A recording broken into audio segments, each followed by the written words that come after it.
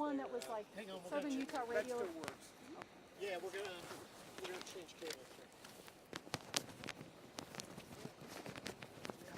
Hey, Mark. Thanks for doing this. This is great. No, anytime. I went through the course, so at some point I figured I needed to do it, so it's right on. That's all good. Did you take his My stomach hurts, but hey, you know what? Tums will take care of that. That's right. I actually have Tums in my bag. Yeah. Because that's how I roll. Yeah. So if you want No, some Tums, you're good. I got your Tums. You know, throughout this whole incident, I felt good. Once you said, "Hey, you're talking," I'm like, brr, brr. What's your first name? I'm sorry. Carlos. Yes. Yeah. Do you want to spell that for the camera? Yeah, whenever you guys are ready. Yep. Okay. I'll have you say and spell your first and last name. Okay. So it's Carlos Medina, C-A-R-L-O-S, and Medina is M-E-D-I-N-A. And what title? Chief of Police at Southern Utah University. Start by telling us update what you can tell us so far.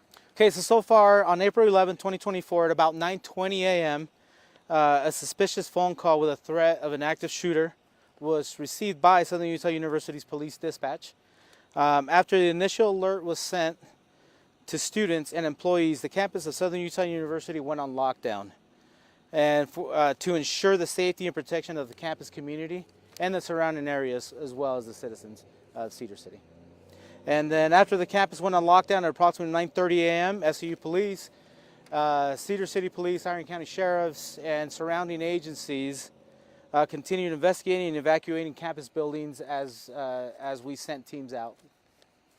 And then just after 10 a.m., there was a report of noises that sounded like shots being fired nearest the science building and then by about 10:30 a.m., the SUU Science Building and its neighbors, the LS and Aline Skaggs Center for Health and Molecular Science Building, were both searched and cleared of a potential threat. And it was confirmed that no shots had been fired. So right now the investigation is ongoing by law enforcement. We are working with the FBI to kind of pinpoint to see what else we need to do from here on out.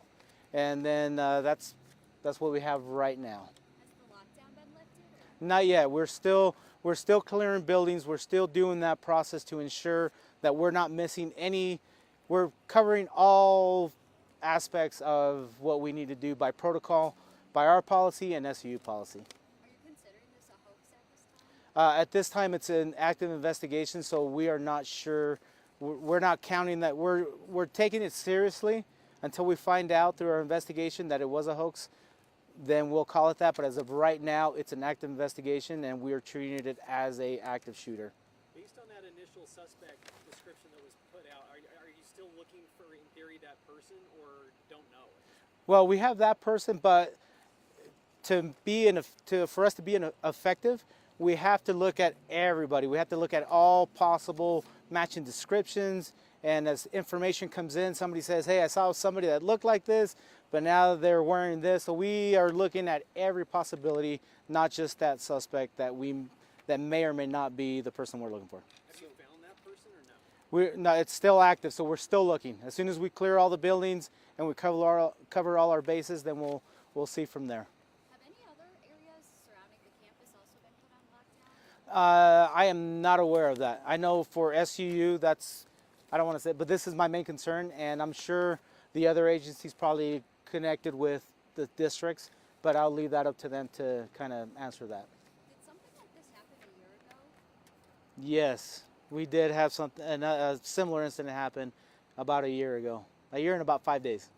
A year and 5 days? Yes, something like that. Is that weird or unusual? How does it feel dealing with this again? You know, it's, I think through our training, through the support of SUU, the president, and giving us the resources, I think we are very well equipped. And then not only that, I want to thank the agencies, the surrounding agencies, because without them, we work so close together that we're able, my job here was easy, directing the SWAT team and other agencies to help out. So, you know, given the circumstances, it's been very, very well taken care of.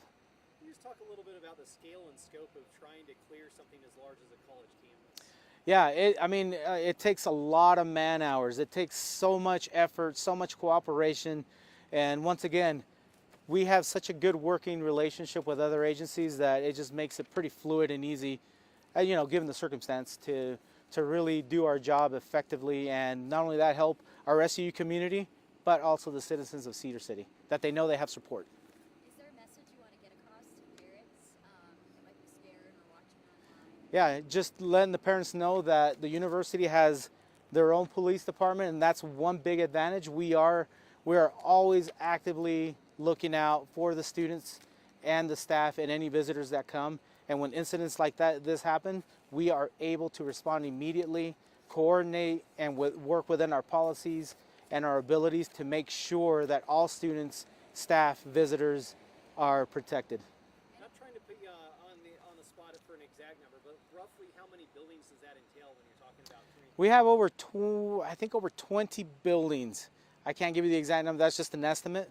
But we also have housing units, we have exterior buildings, and not only that, we don't stay narrow. We also check, like we have houses, apartment complexes around our jurisdiction. We also keep that into account and make sure that we help them also. One more question, and then we got to get him back to There are some work. students and faculty that have staff or have kids here at the child care facility at SUU. What's the status of those children? Do you know? We actually sent a team over there, cleared the building, and we are coordinating so they can pick up their children and leave safely off campus with their loved ones. All right, thank you. We need to get back to work, and we want to get those buildings cleared. So thank Thank you you. very much. All right, you want your mics back? Let's get them back. Okay.